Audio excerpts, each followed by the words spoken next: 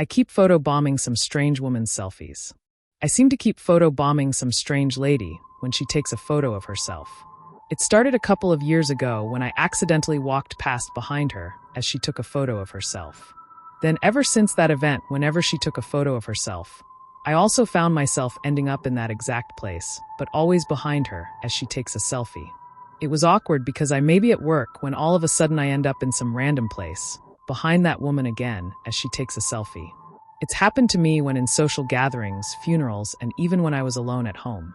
At the start, though, I was glad it was only happening around my area. Then it progressed further when I found myself in another country, and once again I was behind that woman who took a photo of herself while on holiday. She always ignores me when I try to get her attention. I ended up working in some factory in another country to get by, when eventually I would find myself in another country behind that woman as I photobombed her selfie. I must have found myself in many different countries, cities, towns, and I basically traveled the world while photobombing that woman's selfie. Recently, though, she has been taking selfies in the most questionable places. I found myself in dangerous gangland areas, ghettos, and in places I could get myself killed or badly hurt. It was sheer luck that I had survived. Then I found myself photobombing her selfies in some serial killer's deranged cellar with their murdered or torture victims all tied up. I just ran out of the house hoping to God every time that the serial killer doesn't come home. It's getting really dangerous, and this woman seems to be going places where life is seriously threatened. I tried confronting her, but she threatened to call the police as she screamed at me. I want this to stop now. Found nameless me on IG. I live in a small town, and a few years ago our local market had taken up new owners. They fired all the employees and completely redid everything, including obviously hiring an entire new staff. At the time, I'd been a regular for around 5 years. It was super convenient because I lived down the street. I didn't have a car then, so I shopped there daily, sometimes multiple times a day. I had built up a rapport with the original owners, elderly, and banter with the original employees, older locals. I only knew one person's name because she asked after a year of exchanges, and turned out we shared the same name. But that's about where any passing relationships ended. Moving forward, new owners, reopening, new staff. I got a new car and my business there wasn't as frequent but still pretty consistent, needing a drink, snack, or missing ingredient for dinner. I am a relatively friendly person, but also super anxious, especially with men I don't know. So when the new staff came in, I would wait in line, smile, say hi, pay, thank you, and dip. They were all friendly, but one cashier was a little too comfortable. He would lean over the counter. When I said I didn't need a bag, he would put my stuff in one anyway and touch my hand, casually, when handing it over. It made me feel super awkward and off. I also did a local yoga class, and after class, me and the other women would go get drinks at the market and walk around to catch up. The creepy cashier would always make weird conversation about our class. I stopped going for a little bit. Then my car decided to stop working, and I had no choice but to start frequenting the market again. The creepy cashier was excited to see me and asked where I'd been. I don't remember what I said, but kept it casual. Over the weeks he'd creeped on me, he never asked me my name, but had asked if I was married, saw my ring. He also asked 1,000,000 times if I had IG or Facebook. I glazed over the IG question by saying I haven't had Facebook since high school. True, sort of bypassing lying about not having an IG. It usually worked and ended our conversation. Finally exhausted evading his questions, I caved when he asked again if I had IG. I said yes, and that I don't really use it a lot. Oddly, during that transaction, the register was on the fritz. My card wouldn't swipe, so I handed it over, and he manually added the card, and I was on my way. I went home, made dinner, put on something to watch, and scrolled on my phone. I saw I had a friend request, and my jaw dropped. It was the creepy fucking cashier. I instantly lost my appetite and felt so uncomfortable. After deducing he got my full name off my debit card, and then looked me up, made me sick. I denied the request. Several hours later, another request along with a message. What you up to? Denied the request. Ignored the message. Over the course of 2 days, there were multiple requests with multiple messages. How are you? How's your day? Hey, red heart. Trying to engage me in conversation with multiple selfies? Who sends multiple selfies? I continued to ignore him and then blocked him. I ended up talking to a friend, and she said she always felt uncomfortable and that he tried to walk her home one night. He stopped working there a couple of weeks later. Apparently complaints were made. Shocked. In retrospect, I should have been more direct/no nonsense in my responses with him. But I felt so anxious and uncomfortable, especially since it was down the street from my home. I followed myself on Instagram. It was the weirdest thing. I blinked in disbelief when the notification buzzed from my phone. It appeared I had a new follower, but this surely couldn't be right, because the new follower was me. My username put in place right before where it says, "has started following you." I unlocked my phone and opened the new followers page, and sure enough, it was identical to mine. Exact same pictures, except they bore no likes or comments. The only difference was there were 0 followers and the page was only following one other. Mine. I figured this had to be a glitch, and the app mistakenly loaded some fucked up version of my page. I nervously laughed it off and noticed that I could follow myself back. Without thinking, I did so and then copied a link to the page to send in the group chat. I did so and put the phone in my pocket. A few moments later it vibrated, and my friend Brandon was the first to reply. "I'm not sure what you want us to see. The link seems to be broken." Confused, I clicked the link myself, but it worked perfectly fine. I told it was nothing important as a couple more messages came through saying the same thing. I said it was just a link to a funny picture and sent a different link to one I saw yesterday. They bought it, but I didn't understand why the link wouldn't work for them. I shrugged it off and went about my day as normal. It was around 7 p.m. when I got the next notification. I was watching TV and munching on some chips when my phone dinged. I looked over at the screen to see the Instagram logo. Sitting up, I opened my phone and saw that I had gotten a push notification that my doppelganger page had posted a picture. I knew for damn sure I didn't turn them on, but what was odd about it was that all the pictures on the page matched mine up to my most previous one I posted yesterday. I started to get a little freaked out, but my curiosity got the better of me. Intrigued, I clicked to open the page, and when I saw the newest picture, I bolted upright. The picture was taken in a graveyard around dusk. It focused on one headstone with a familiar face standing next to it. My face, to be exact. I was standing next to the stone with a huge grin on my face and an arm resting atop it. My other hand was waving to the camera. With a sinking feeling, I read my wife's name across the gravestone. "What the fuck?" was all I whispered. I have never taken this picture. The person in the photo couldn't possibly be me, and yet it was. I even was wearing the same outfit earlier. There was nothing in the description either, only the picture itself. Just then, the doorknob started to turn. I looked to the front door with a start and quickly sat back down on the couch. It opened slowly, and no one came through for a few seconds until my wife stepped into the house carrying a few grocery bags. She sat them down and looked to me after closing the door. "John, are you okay? It looks as if you've seen a ghost." I looked back down at the picture, and for a minute it felt like I was looking at a ghost. I got off the page and put the phone in my pocket. I stood up and told her I was just reading a scary story. She made fun of me for always scaring myself, and I helped her get the rest of the bags in. It's been 2 days since the picture was posted, and I still haven't shown her. I'm not really sure how to go about it. The page hasn't posted any new pictures, but I have a feeling there are more to come. I keep going back and looking at it, and the more I look, the more it just doesn't seem real. But it is. It really is me in that picture with a big fucking smile and an arm lazily resting on my still alive wife's grave. I have no idea what to do, and if anyone has experienced something like this, I would love some insight. I'll keep you guys updated if anything else happens. Hey, everyone. So a couple of unnaturally creepy things have happened since my last post, and I feel I should get it out what's gone down so far. Firstly, I'll address some of the questions asked. A lot of you wanted to know if there were years displayed on the stone. There are not. It just simply displayed my wife's name, first and last. A couple people brought up the idea to contact Instagram support, but after I finish this story, you'll understand this is much more than Instagram. Some people recommended taking a screenshot, which I did try to do, but they all come out white. Any picture of the page, actually, just comes out white. After I read some comments, one person said it could be Photoshop, and I actually ran with that to keep my mind at ease. Sadly, that is not the case.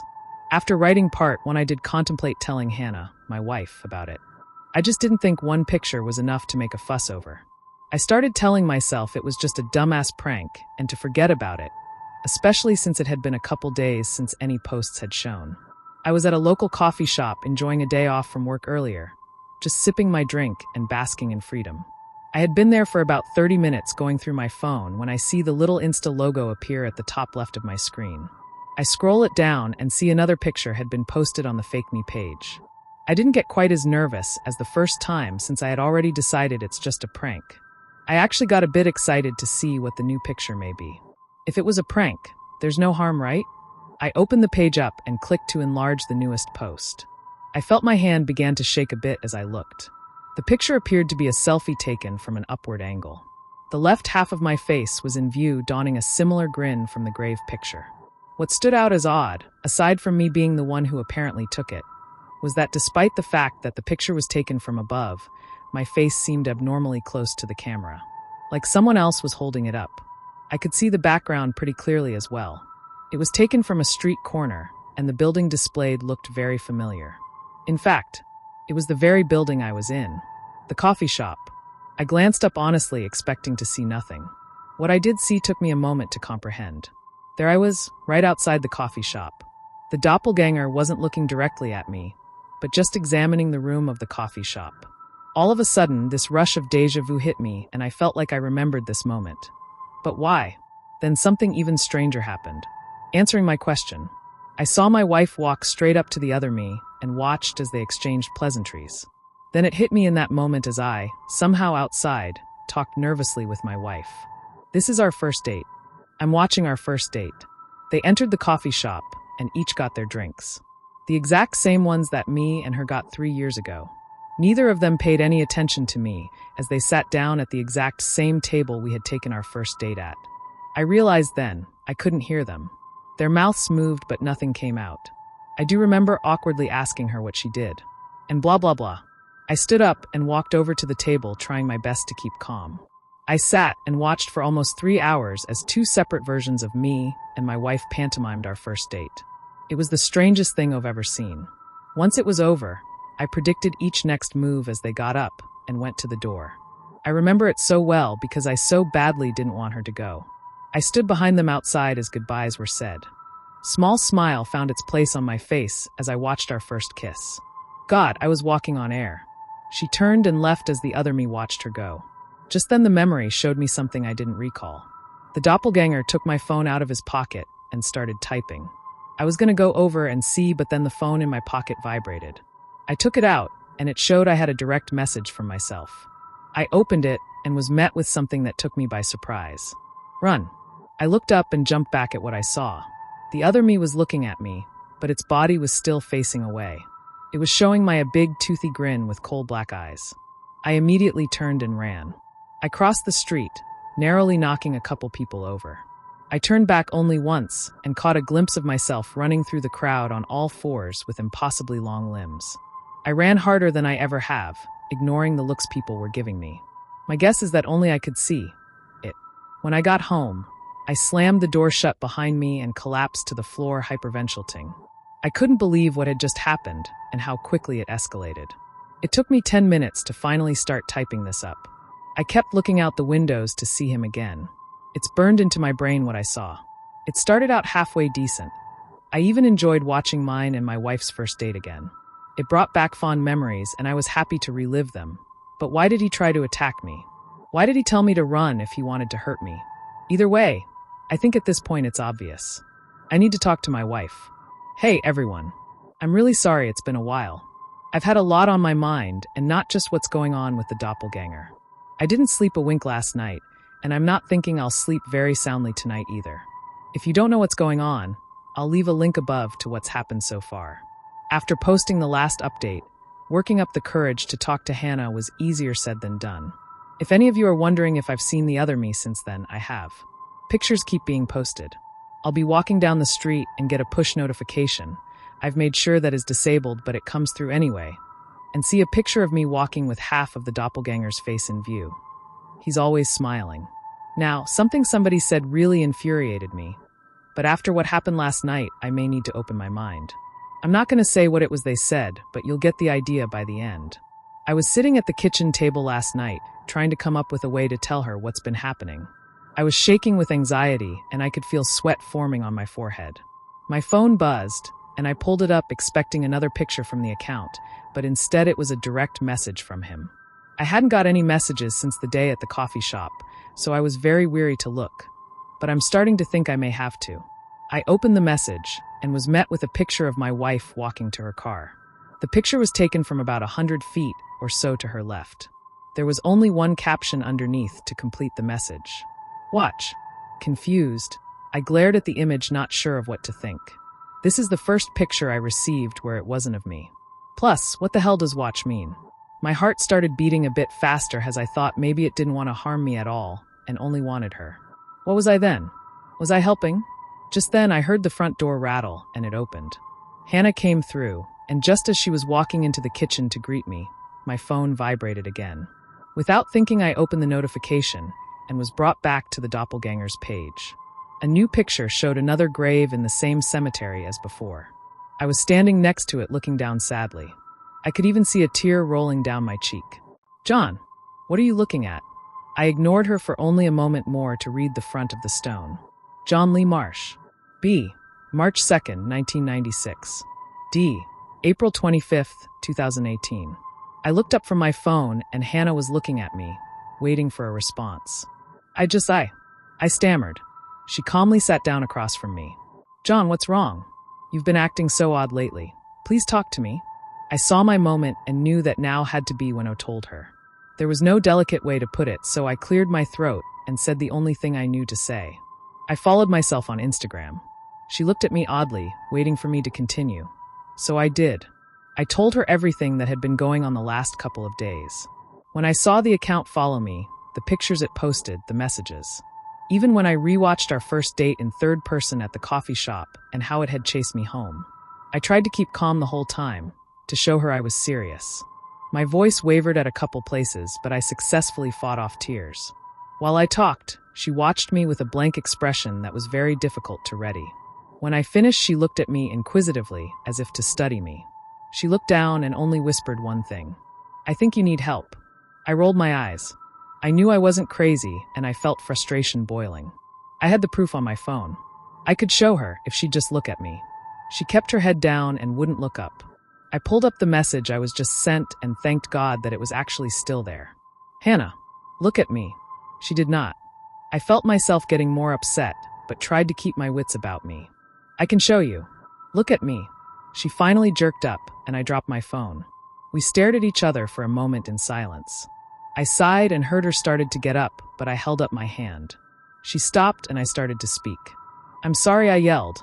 I just need you to believe me. I understand it sounds crazy, but I am not fucking around. She looked at me and then glanced away quickly. She started getting up and I heard her say under her breath, I think you're going crazy. I angrily stood up and she looked back at me once more. You're supposed to be here for me, I said. Are you still in there? We looked at each other for a very long time then. I knew she didn't know what to say. Hell, I didn't know what to say either. She finally turned and walked into the other room. She went upstairs and I heard her shut the door to the bedroom. I sat there for a moment and took in what she said. I had been entertaining the though that I may be crazy. I have no mental illness in my family, but could it start with me? Are there people in my family who are sick that my parents neglected to tell me about? At the end of the day, I know these questions are useless. Because even if I am crazy, I can't just ignore that her eyes were black when she looked up at me. What are you? These words were the first thing I said to Hannah right before she was about to leave. I sat in the corner in the love seat, my rifle drawn. I had slept downstairs and already been up for 2 hours. I know what I saw last night and knew this had to come to an end.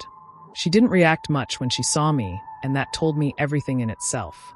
I kept my wits about me and waited for my wife to respond. John, please, was all she said. Your eyes, I began. They turned black last night. Either you're not the woman I married, or the woman I married isn't what I thought she is. So, which is it? She slowly held up her hands and took a couple steps towards me. I raised the gun up to show her I was serious, but it didn't stop her. I'm not trying to hurt you, John, she said. I love you, I do, but there are some things you don't know about me. I'll say, I said quickly. She stopped then, staring at me intently. The air seemed to thicken as we glared at each other. I felt the sound leave as both of my ears began to ring with tinnitus. I tried to ignore it and keep the going pointed. What the fuck is going on? I thought to myself. Just then, Hannah blinked quickly and her eyes were black once more. The ringing began to grow as I tried to speck over it, though I'm sure I was shouting. "Don't do it, Hannah," I screamed. "Please just don't." I was prepared to do what I had to do, but know that it looked like I may have to kill my wife. Tears were streaming down my face. I loved her so much. She was my everything, but clearly she was not who she said she was, or even what she said she was. Hannah was about 6 feet from me when it happened. Her right hand lashed out and stretched, just like the elongated limbs of the doppelganger from the street. I knew the time had come to do what I had to do, but I couldn't. When I saw her hand coming for me, I dropped the gun and held up my own hands in defense. This was it. This was my end of my days. I braced for anything at all, but nothing ever came. I stayed in my defensive pose for a few seconds until my hearing came back over the ringing. When it did, I could hear something odd just to my left. I slowly turned and my blood ran cold at what I saw. The doppelganger was standing behind the love seat, all limbs stretched out. Its neck had broken and come around, and it appeared it was about to bite me. But Hannah had stopped it. Her hand had its head pressed against the wall as it clawed at her, trying to break free. I heard something from in front of me and saw that Hannah was saying something, but her appearance horrified me. Her limbs were slowly stretching out, and her mouth had stretched all the way to her ears, literally. Her lips started at the bottom of one ear and ended at the other. I could see she was also crying, ashamed of what I was seeing. I finally stopped looking long enough to heed what she was shouting repeatedly. "Go! The woods! Go!" I got up, but as I started to run, the ringing came back. I fell to the floor as Hannah lunged behind me. I could feel the vibrations of the fight going on behind me. The further I crawled, the more I could hear, and some sounds were very inhuman. The growling made the hair on my arms stand, as I knew they may be coming from Hannah. I was finally able to get to my feet, and I sprinted out of the back door. I could see the edge of the woods as I ran hard than I ever have. I heard the ringing come back and dropped to the ground. I stole a look behind me and froze in fear as the thing came towards me. It didn't look like me anymore. It didn't even look human. It crawled rapidly towards me, and before I knew it, it was looming over me. Its jaw unhinged even more, and it started coming down. Right before I blacked out, I saw another hand go around its neck. When I woke up, my body ached like it never has before. I stared straight up and was confused at first.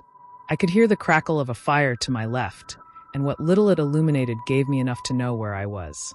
In a cave. I was able to shift my body towards the fire and could see Hannah watching just beyond it. When she saw I was awake, she quickly made her way to me.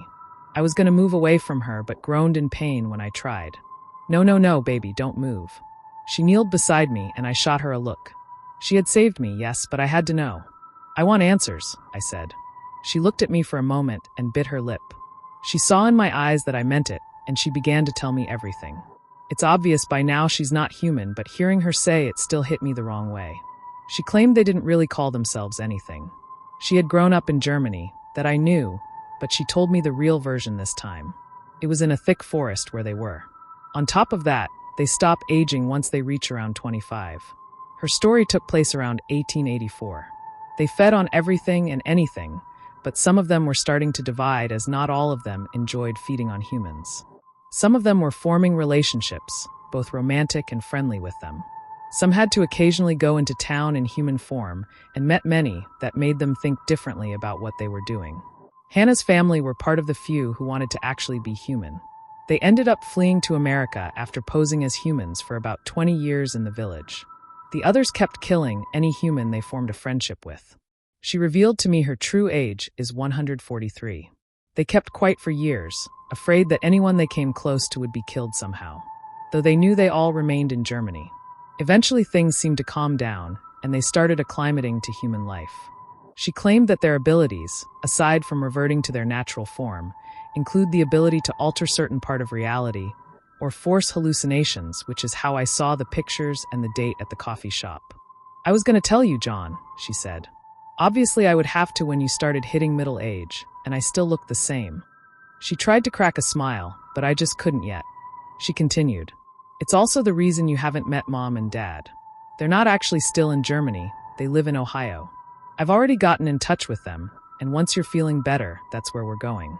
Just be warned, they are going to look our age, but they're well above 200 years old." I nodded, not knowing what else to do. "I was in denial the night you tried to talk to me," she said. "I didn't want to believe they had found us, but they have. I promise, John, I'm not going to let them hurt you. I looked up at her and I felt at ease. She did love me, I could feel it, but this new information was a lot to take in. We've been staying in the cave the last couple of days, and I'm feeling much better. We're going to get a hotel tonight, so we can clean up, and it's to her parents in the morning. This has become much more bigger than I could ever imagine, and I hope you guys are ready to hear it.